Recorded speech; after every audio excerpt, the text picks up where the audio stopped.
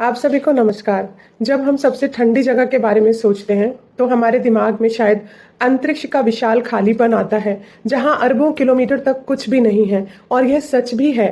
अंतरिक्ष वाकई में बेहद ठंडा है, लेकिन वैज्ञानिकों ने लैब में ऐसी स्थितियां बनाई हैं जो प्राकृतिक ब्रह्मांड में कहीं भी नहीं मिलती।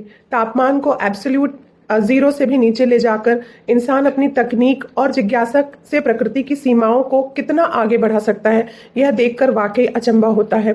मानव सरलता बुद्धिमत्ता वाकई कमाल की है, लेकिन यह हमें बाइबल की इस सच्चाई की याद भी दिलाती है कि परमेश्वर का नियंत्रण और शक्ति पूरी सृष्टि पर है, जिसमें तापमान के चरम और ब्रह्मांड के नियम शामिल हैं।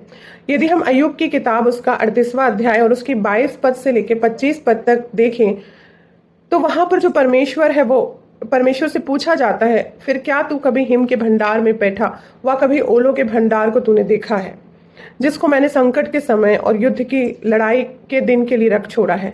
किस मार्ग से उजियाला फैलाया जाता है और पुरवाई पृथ्वी पर बहाई जाती है। महावृष्टि के लिए किसने नाला काटा, कड़कने वाली बिजली के लिए मार्ग बनाया। यह आयतें दिखाती हैं कि मौसम तत्व और ब्रह्मांडी घटनाएं परमेश्वर के पूरे नियंत्रण में है। चाहे वे अत्यधिक ठंड हो, भयानक तूफान हो या प्रकाश का फैलना, ये सब उसकी आज्ञा को मानते हैं। मनुष्य ने प्रयोगशाला में चरम तापमान हासिल किया है, लेकिन यह उस सृष्टिकर्ता के सामने कुछ भी नहीं है जिसने ब्रह्मांड के नियमों को स्थापित किया है।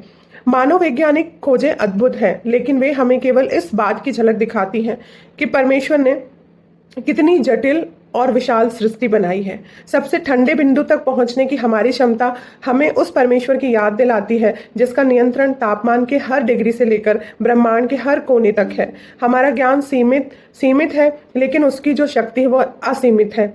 जब हम विज्ञान की इन उपलब्धियों को देखते हैं तो हमें उनमें मानव मन की प्रतिभा देखनी चाहिए जो परमेश्वर की छवि में बनाया गया है, लेकिन साथ ही हमें विनम्रता से उस महान सृष्टिकर्ता के सामने झुकना भी चाहिए जिसने इन नियमों को बनाया है, जिसका हम अभी भी पता लगा रहे हैं।